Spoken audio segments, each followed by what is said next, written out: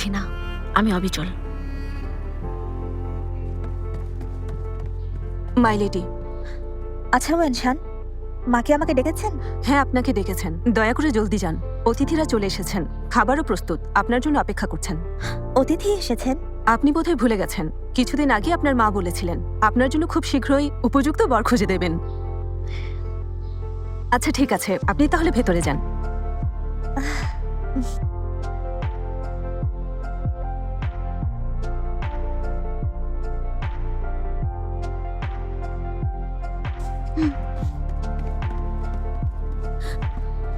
UN UA? Princess. মা,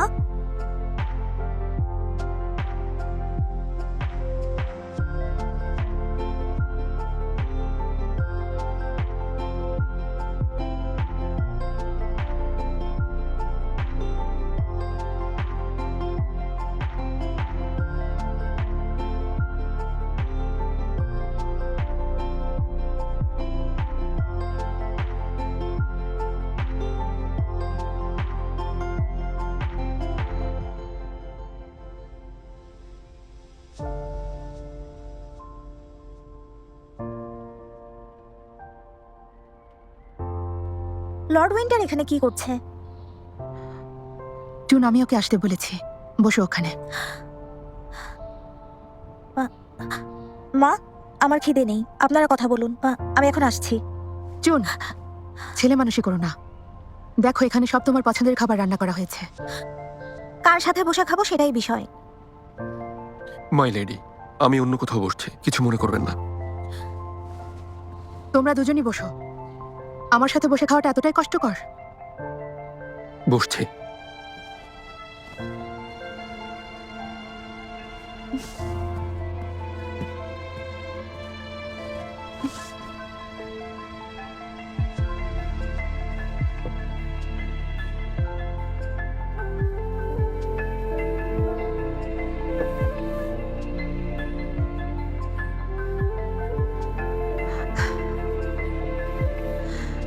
তোমারও উচিত এই বিশেষ ওয়াইনটা খাওয়া। কয়েকদিনের মধ্যেই ৯৯তম উৎসব শুরু হবে। মনে আছে গত বছর এই ওয়াইনের পাত্রটা লিয়াংয়ের সম্রাট আমার জন্য পাঠিয়েছিলেন। এটি এক বিশেষ ফুলের নির্যাসে তৈরি করা হয়েছে। তোমার কাছে কেমন লাগছে এর স্বাদ? সুস্বাদু। খাবো না।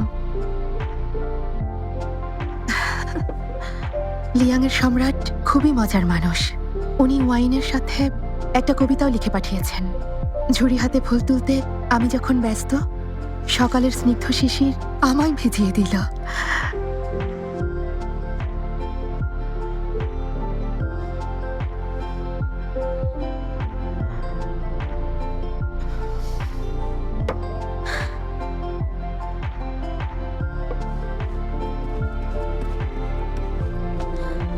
মা, এই এক কাপ ওয়াইন আপনার দীর্ঘায়ু কামনায়। আশা করি আপনার উৎসব আনন্দপূর্ণ হবে।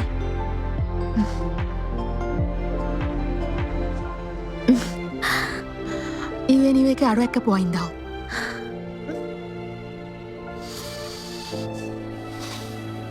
জলদি করো।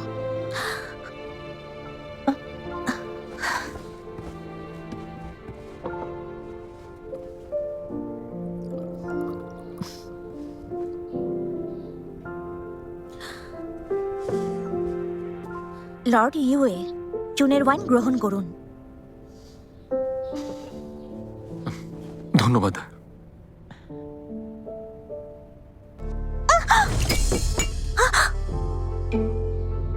আমি দুঃখিত, হাত ফসকে পড়ে গেছে। মনে হচ্ছে এই ওয়াইন আমাদের একসাথে খাওয়া উচিত হবে না। ঈশ্বরই এটা চান না।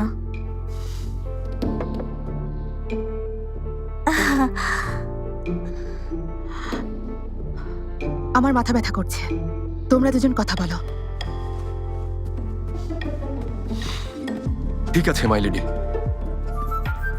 মা, আপনি চিন্তা করবেন না, গিয়ে একটু বিশ্রাম করুন।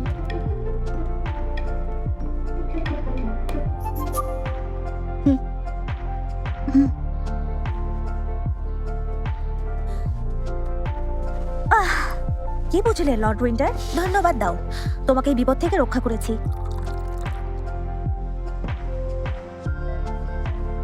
দেখো, ভালো করে শোনো, জীবন সঙ্গী হিসেবে আমি তোমাকে পছন্দ করব না। ধন্যবাদ। কি বলতে চাইছো? তোমাকে জীবন সঙ্গী হিসেবে চাই না, কিন্তু এতে এতটা আনন্দিত হওয়ার কি আছে আমি বুঝলাম না।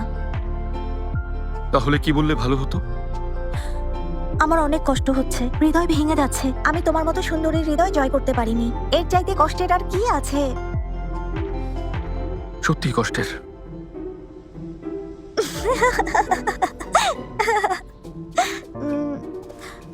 লর্ড উইন্টার, আজকে আমার মনে হচ্ছে তুমি কিন্তু দেখতে বেশ ভালো।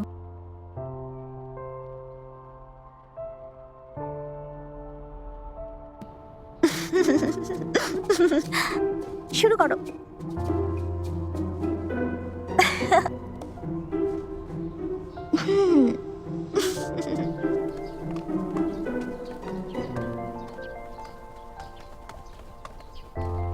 আমার সাথে আসতে হবে না, ধন্যবাদ। আমার মন আজ অনেক ভালো, চলো হাঁটি, ভালোই লাগবে। যেহেতু তুমি আমার সাথে নিজেকে জড়াতে চাও না, তাহলে এমন কিছু করা উচিত হবে না যা তোমার মাকে বিভ্রান্ত করে। বিশেষ করে আমার সাথে প্রাসাদের বাইরে ঘুরতে যাওয়া। হয়তো তোমার মা এতে ভাববেন আমরা একে অপরকে পছন্দ করি, তারপর সম্রাটকে বলবেন আমাদের বিয়ে দিতে। চতুর শিয়াল সহজেই কত কিছু বুঝে ফেলতে পারে। হ্যাঁ আচ্ছা ঠিক আছে, তোমার সাথে আমি কোথাও যাব না। এবার হয়েছে, যাও।